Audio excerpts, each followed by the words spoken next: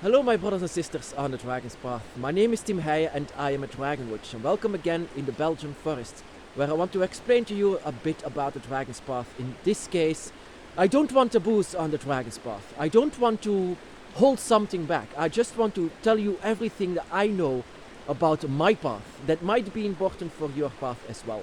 So first of all, we are not like some kind of a religion that you have to be, no.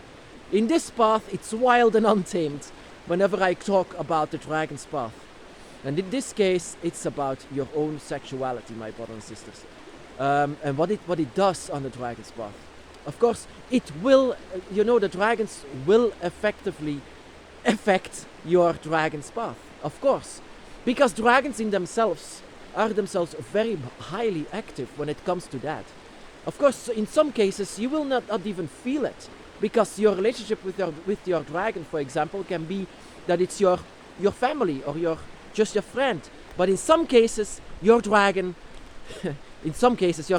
actually desire more, even though you are a human. They desire actually that you will change much more into what they are, and that you can sometimes have this intercourse with them. But also, sometimes in your own daily sexual life, it can also affect. For example, if you have a partner, for example, then you can highly visualize your own partner as a dragon while you are a dragon yourself. And I came to understand much more about the behavior of the dragon once they do this, once they have this. Some dragons, they desire also whenever they have this, dragon magic in itself can translate into, dragon sexual intercourse can also translate in dragon magic. That is what I want to say. It can translate in dragon magic in every single way, but sometimes it can be very much different. It can be so different, so much that I cannot explain to you what exactly will happen whenever you have this interaction with the dragon or with your partner, that you eventually also try to visualize as a dragon. Doesn't matter if you're male or female, doesn't matter. And sometimes I came to understand that dragons, a lot of them, seem to bite whenever they have this intercourse with you. Not that they want to hurt you, but it's like an instinct that they have. That I came to understand that dragons have this wild and untamed instinct actually to, it's much more deeper, but it's also much more stronger whenever you do this. Whenever the dragons do this, it's like some kind of a seal that you have with each other. It's not that you remain human whenever you do this. Sometimes people see this as some kind of a, animalistic thing. No, whenever you desire this, when you actually have this intercourse, you might even much more understand your own draconic soul that you have. There are many ways to let yourself be awakened, and this is one of them. So you can even have help from your own partner, for example. Have help from your partner to change into your own spirit, to awaken you much more. And sometimes you might even understand that you want to bite your own partner in this. And sometimes your partner can be hurt with this, because you are, completely changing into your dragon soul, you might say. This is one of the most intense ways actually to let yourself be changed in what your spirit is, because dragons are very highly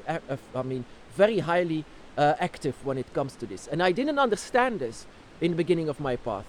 Actually, I was religious. I was very much religious. So I thought that every single way of sex is forbidden, especially with something that is not even human. That I was like, no, but some dragons actually give you this push. And sometimes we don't, we feel uncomfortable with this. And whenever you feel uncomfortable with this, of course you don't have to, but dragons are very much stubborn, but I cannot call them stubborn, but I call them, they know what they want, they know what they desire, and if they desire your soul, then it's desiring your soul. And that is what dragons exactly trying to do. They desire your spirit to be awakened. And what way else can it be much more done than in true sexual intercourse with each other, a sexual spirits actually, because dragons are not dead. You cannot do this with dead spirits, with spirits of the dead, but dragons are actually astral projecting from the dragon realm. They are very much alive, and they are here as a spirit, but not as a spirit of the dead. They have very much an active body still, and they can manifest it whenever you give them so much energy, they can manifest it. And in the middle of actually the heat, you can say it. Oh my God, I'm actually very much uncomfortable with just talking about this. But like I said, everything has to be said. Everything about this. And this is actually can be a very high energy that can come across your path. Whenever your dragon desires this, it's actually up to you that you want to admit it or that you want to give in to this.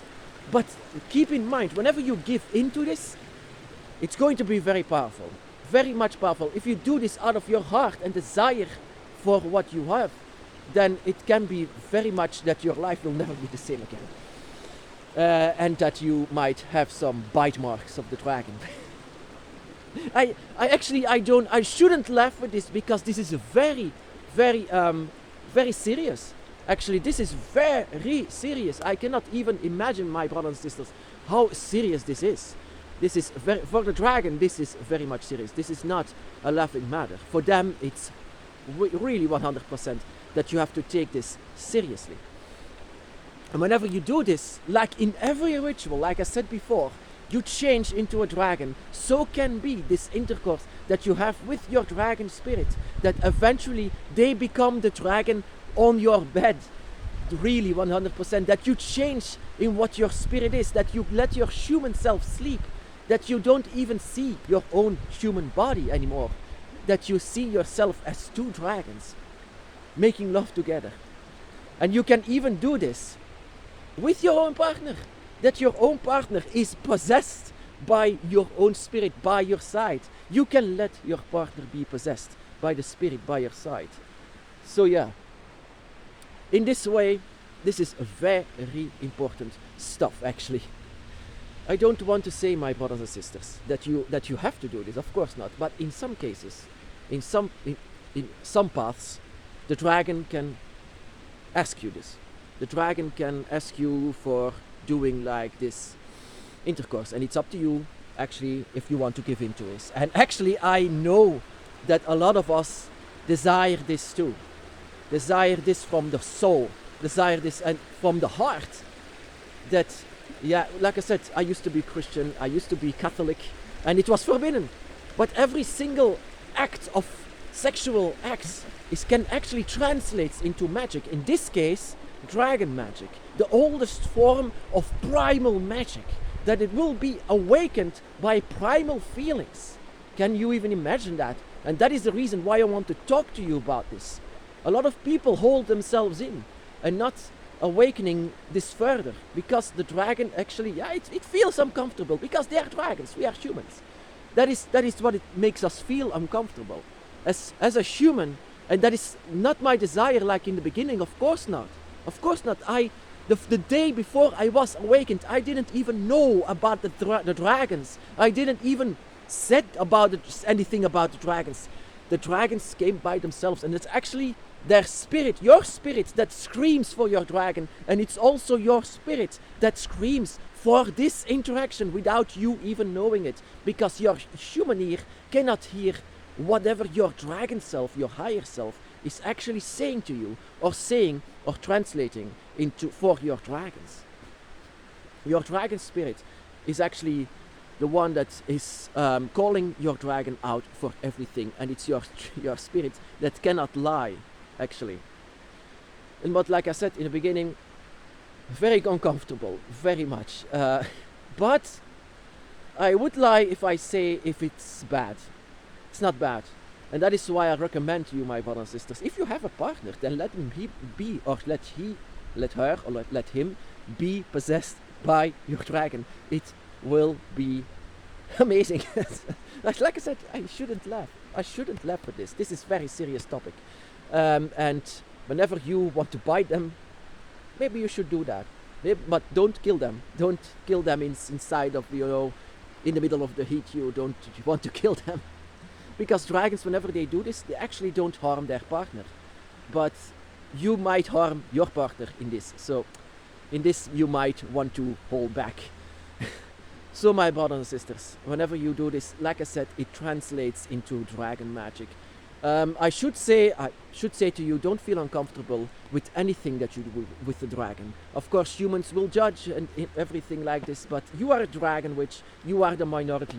You have to experiment with everything, and that is what I recommend always to every one of us. Experiment with everything, and also with the behavior of your own draconic self, but also with the behavior and the changes that it makes, but also the behavior of your dragon by your side. The dragon god, the dragon guardian, and yourself. What are the behaviors of that? And what are the changes in the behavior? And how do you feel with that? That is the things that you have to keep in mind, my brothers and sisters. So my brothers and sisters, be blessed.